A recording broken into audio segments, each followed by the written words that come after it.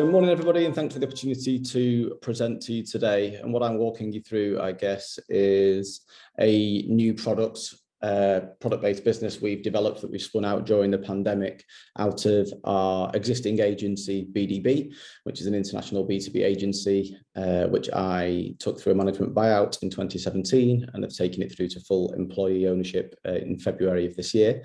But today's presentation is focusing on virtual visitor. So not only a new business we've set up, but a new SaaS-based product business as well. So very relevant to the R&D tax claim conversation.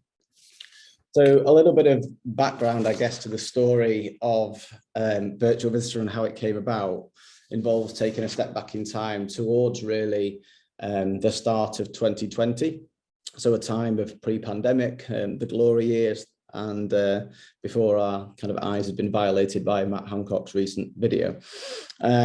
So times were good, and BDB operated heavily in the events and exhibitions space.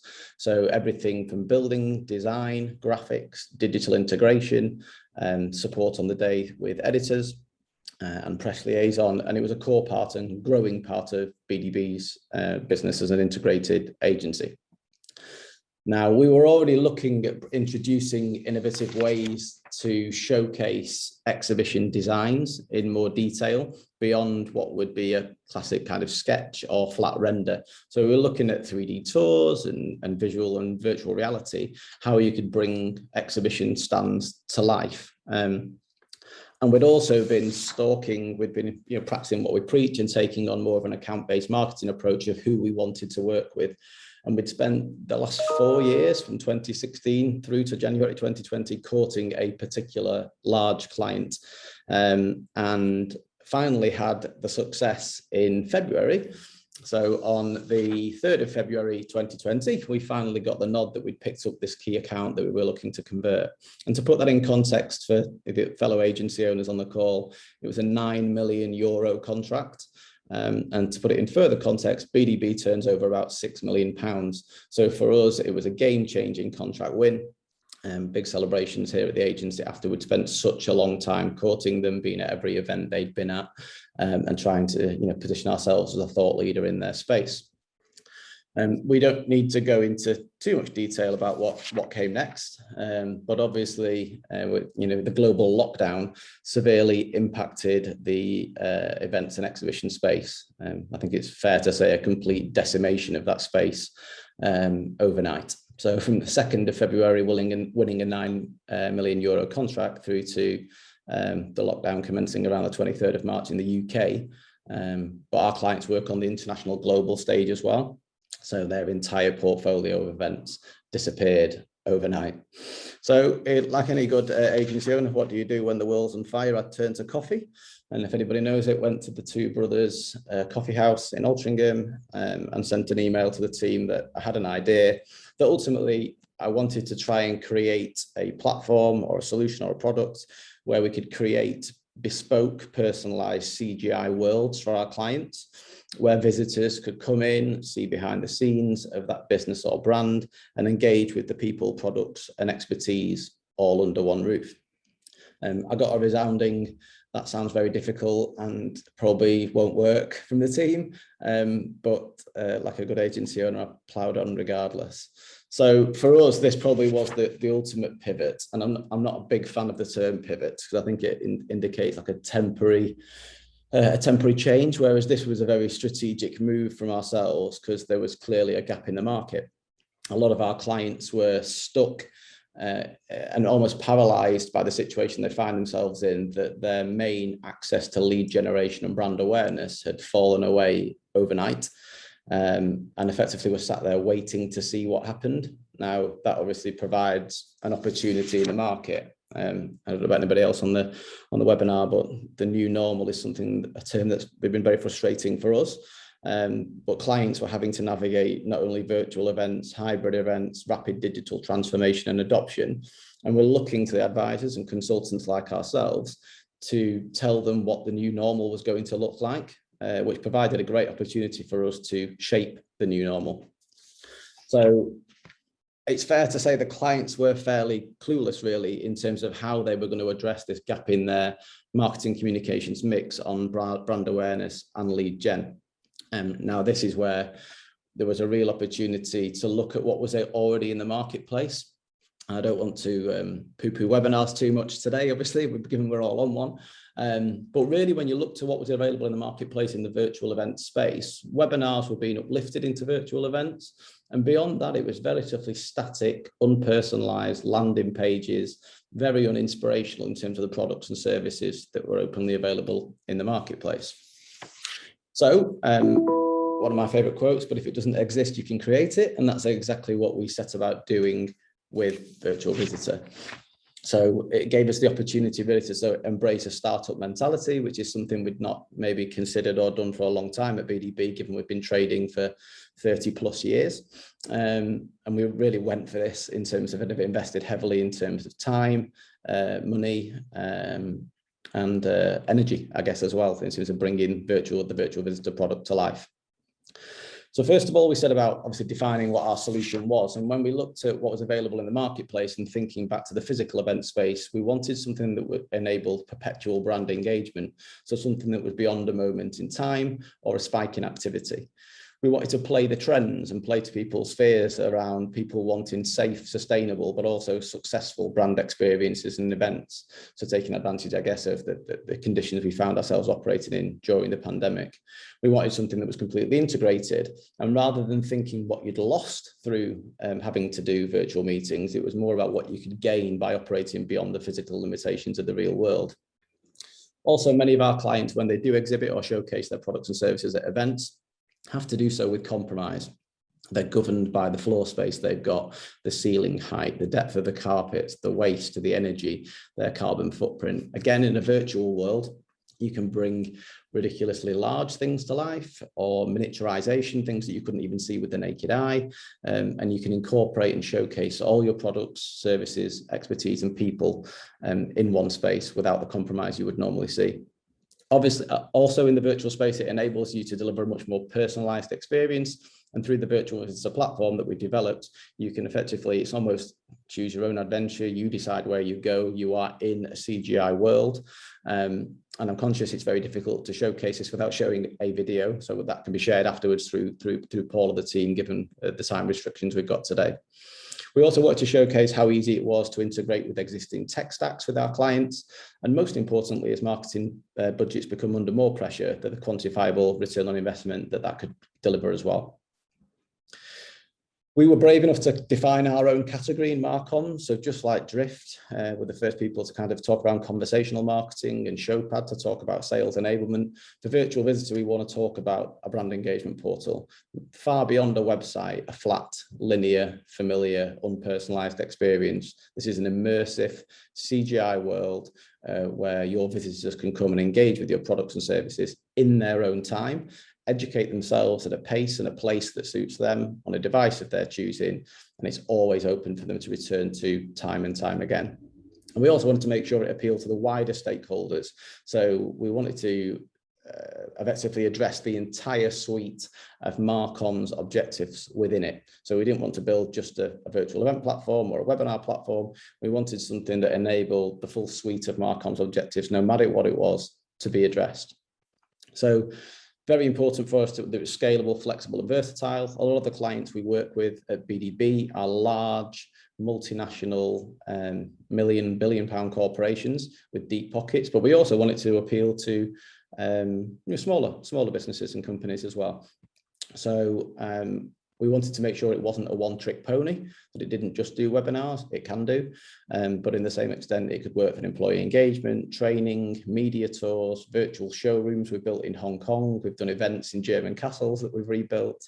We've done dairy farming training events for one of our large clients where they train farmers in developing nations. You name it, it can be applied to it, and there's a case for it to be applied. And this is all new and emerging technology and cases. I also want just to kind of wrap up, I guess, and run through some of what I consider the key learnings have been for me going back into that startup mentality and embracing the development of a product-based business. And I suppose the starting point for me, number one, would be ignore the naysayers. There's plenty of people who have said it won't work, it's too difficult, and place a lot of doubt in your mind as you go through. But with the right level of resilience and determination, it's amazing how far you can get. That we've now delivered over £1 million of revenue from a standing start, from a product that didn't exist. Profitable revenue as well, so 40, 50, 60% margins on each event that we're running. We've run over 40 events now so far. We've had over 20,000 visitors, and the numbers continue to climb as more and more of our clients and prospects are adopting virtual visitor as their platform of choice. Again, when you go back to your startup mentality, I think there's a tendency to attempt to do everything yourself, and try to become a master of all trades. So I found myself suddenly trying to learn CGI and debbing and coding. That certainly isn't my sweet spot. So surrounding yourself with the right talent and the right people and the right advisors is absolutely critical to bring in something like Virtual Visitor or any product-based business to life at speed. Talking of speed, speed is everything. So I'm not sure about the participants on the webinar, but I'm a bit of a perfectionist. So it was kind of a change in mentality for me, trying to embrace progress and baby steps forward. And I guess embracing those marginal gains over every aspect of the system and a solutions development being absolutely perfect at release. So embracing more of a test and learn, accepting not everything's going to be optimized and things will go wrong and will need improving over time. And also really embracing that minimal viable product in terms of the MVP status of taking the product to market at different stages of the development, but being extremely clear with the people you're targeting, where the roadmap is leading and what future solutions will be incorporated into the platform. The big thing is to listen carefully to the stakeholder requirements. And by that, I mean, listen to the feedback you get from visitors, listen to the feedback you get from your clients and the people that are running the events, and don't just try and force to the market the solution that you think is fit for purpose. A lot more listening than speaking has been going on for us over the last 12, 18 months as this has been developed. The deep dive research and insights, not only into the competitor market, competitor products, but also working with advisors like Paul and the team and Steve to make sure we're complying with what we need to, keeping the right documentation in play. So yeah, ears have been wide open on this one. We've tried to elevate the conversation. So whilst you've got to embrace the trends and buzzwords, everybody was speaking about, and it continues to, about virtual events, webinars, hybrid events. We've elevated the conversation ultimately towards the core objective of brand awareness and brand engagement. So we've taken the conversation as giving us the ability to control and shape that conversation, both in the content we produce and in the thought leadership we're now delivering in this space to our clients through Virtual Visitor. We would say there's value in a brand. We're a marketing agency, but just like you have a Starbucks coffee or a certain favorite brand of water, really building a brand around the solution and products has paid real dividends for us, not only positioning us in a premium price point in the marketplace, but also giving people a reason to believe, both from a professional and personal brand perspective. We've won the content war and continue to, as we bombard the market with content of relevance, answering the public's questions, coming to the rescue of our clients, and the three pillars of content we've typically got orientated around being the problems and frustrations they're facing, the fears around what happens to their brand awareness and lead generation during where we are now and into the future, and ultimately what they want to achieve and what their goals are moving into and beyond the new normal. Playing the long game, it would have been easy for us to just push a virtual events platform. We've chosen not to do that because we believe there's longevity in the solution in creating the category of brand engagement portals, but also the future of websites. So as B2B, well, for us B2B, but in the B2C market as well, as the modern buyers and consumer behaviors continue to change and evolve, the demands on social and websites will continue to change as well. And I think that's where more of an immersive brand engagement portal certainly has a part to play. And then finally, ask for help. I think as entrepreneurs and businessmen and women, sometimes we're afraid to ask for help. And I know people like Steve and Paul, particularly on the R&D side of things, are fantastic advisors. And also asking for help when you don't know what you're doing, because if you are trying to operate in a new space, there's an awful lot of learning. So knowing your own limitations and knowing when using your network and inviting those in who can really add value and help you on this journey is a critical part of the process as well. I've gone as fast as I could there, Paul, given I knew we were overrunning. That was amazing, Matt. I think you've set the bar there in terms of both presenting and presentations, because I really enjoyed the humour of your slideshow. It's fantastic. Thank you.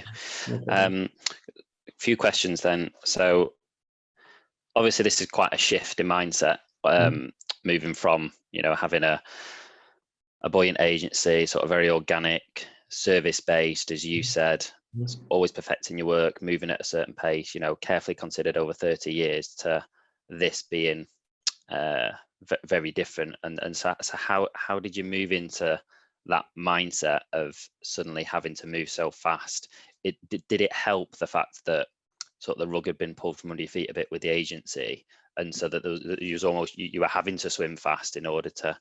I think it's an interesting question. I think what's been amazing is BDB's continued to grow organically because of the nature of the clients we serve. The sectors that they're in are quite health-based, pharma, life sciences. So they've I don't want to say had a good pandemic, but in the sense of they've continued to spend money during it. So the core business at BDB did well. I think on the exhibitions and events, yeah, certainly having the rug pulled out from underneath you focused the mindset a lot more and gave you a reason to really believe and invest the time. But I think I sort of see that from two ways, really. Like on one hand, it's almost like the agency could be a distraction.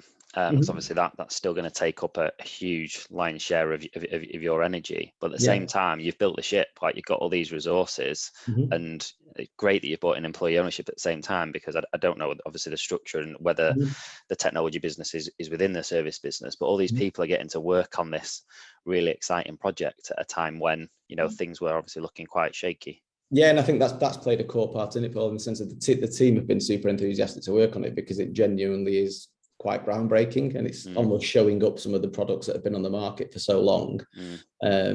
So yeah, the team have been super enthusiastic to work on it, but I'd be lying if I didn't say there's been lots of late nights and weekends for people like myself and some of the other leaders of the team running the day job and the night job. But it sort of forced you to do that, hasn't it? Because if the agency had just continued, if the pandemic hadn't happened and you just continued to be buoyant, realistically, you would have never found the time and the focus to say, going to build this product. No, I think it's forced you to think innovatively and force you to be a bit braver than you normally would, for sure. Yeah, bro. Right, we've got some other questions from people on. Tobin, amazing story, thanks for sharing. Nice how it's aligned with your. Can you see the questions? I can't remember. I've not been looking at them, no, so I don't get distracted. That's all right. Nice how it's aligned with your core business, which again I thought was really smart and really fruitful. Looks like a big product. How did you decide what to invest? I think it's gone over time and it's continuing to evolve, I would say. So the upfront investment we knew was going to be heavily on time and some financial commitment as well, which was within, I guess, our personal means that we were comfortable with, and having the existing agency, which is a relatively cash-rich agency behind us as well, to kind of fund it. We continue to invest and evolve in it now over time as we introduce new aspects to the system. So I think it's kind of a rolling spend, but also it was interesting what you were saying earlier on the R&D front around clients funding it. So this is very much our product that we've developed for Virtual Visitor, but we are winning client projects in advance of us developing new features, if that makes sense. Yeah. So I'm sure we wouldn't spin it like that for the taxman, but in the sense of that's in reality is what's happening, that they're almost cash flow funding it in a way that we're winning a project that takes 3 months to deliver, and in that period would embed some new features.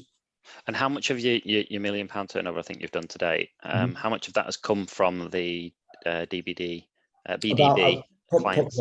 Probably 50-50 at the minute. So we've sold it into several of our existing clients who were keen to be brave and be seen to be leading the way in digital transformation. But then as we've started to eke the brand out gently into the marketplace amongst our network, we've had quite a decent uptake as well amongst just new clients and prospects, which we're now picking up more work through BDB as well. So it's really nice to have that kind of cross-pollination. And £1 million worth of work and some pretty like impressive projects, what you've explained there, some of the things that you've been able to achieve in such a short space of time. How much of this has been using technology that already exists as opposed to building your own? We've invested heavily in the tech stack of our own, and we've gone out and bought best in class, not only from a CGI perspective, but in terms of bringing skills into the business, obviously, because I can't CGI myself. So we brought in 2 or 3 people who are awesome in that area and have invested a lot in the kit and the software, best in class software. So that's why visually Virtual Visitor looks really good, but it's also, we're always keen to stress it's more the return on investment that it can deliver and how it can deliver a tangible impact on the business, which is the main thing to focus on. But you've not got obsessed and wasted time and energy and resources on building technology from scratch. You've gone and found it, and like you said, got that MVP very quickly, and that's enabled you to take off much faster. Yeah, exactly. Tobin also asked, do you have the in-house skills to do it, or did you hire? So it sounds like a bit of both. We started off working development partners globally. So we had development partners for some of the design overseas in Sweden and Ukraine. But as time's gone on, we wanted to ensure and control the quality of the delivery. So we've in-housed all the expertise. There's nothing outsourced at the minute. The only thing I'd say there is for us to scale it over time and continue to grow it, we're going to need to build like a SaaS partnership model effectively, because we're constantly at capacity. And John's asked, how do you manage people's time between clients and your products? Do you make the visitor is Virtual Visitor is just another client, just as important as the others? Exactly that. Yeah, we treat it as a client, and arguably it's been one of our biggest clients, obviously, this year to an extent. So yeah, we treat it and give it the respect it deserves and run it as a client account with its own dedicated team and resource capacity and timesheet management and all the rest of it. So yeah. And which hat do you wear when Virtual Visitor is getting work from DVD? I'm still very dedicated to BDB because that's my role and my core role. Virtual Visitors, started off as kind of the side hustle and the pivot, but as it's growing, it still pulls my excitement because it's such a cool area as well. I'm no different to a team member. It's very exciting.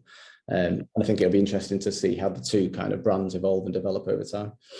And Tobin's asked, do you worry about that, the splitting your focus across 2 ventures, the core business and what he's called the side hustle? But it sounds like it's more excitement than worry for you. Yeah, I think the excitement pulls you through. So I mean, it's so busy, and there's huge demands on your time. But I genuinely, I've loved it in a way. I've loved it. I've embracing the startup mentality. It felt like going back to the early days, and it's been really refreshing. So yeah, it's been good. Final question, and I think this is a really good one actually. What kind of advisors added the most value on building the product? So who did you seek support that was most pivotal to the success? I would say lawyers and accountants, but in the sense of lawyers to an extent of the structuring of how we wanted to get the group set up. We wanted to make sure it was all done on a fair basis. We've also done a lot on the SaaS development, so in terms of the SaaS partnership programs and making sure the legal documentation that's pulled together, because when you were developing things within Virtual Visitor, the IP ownership is very important in terms of where that lies, just not even from a front end, a back end, but all the models we're creating. So I've worked closely with Steve on all those areas. And then going forward now, utilizing our advisors to really draw on that partnership model and get people on board with us who can help us grow it out as a business, really. So it's been a real mix of everybody, but then the R&D side of things as well from an accounting perspective, to make sure we were documenting everything the way we need to, and thinking ahead of putting claims in, if that makes sense.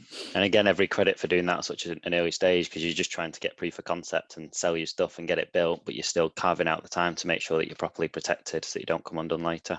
I think that's the old accountant in me coming out, so yeah. Oh yeah, I did read that. Yeah, I forgot about that.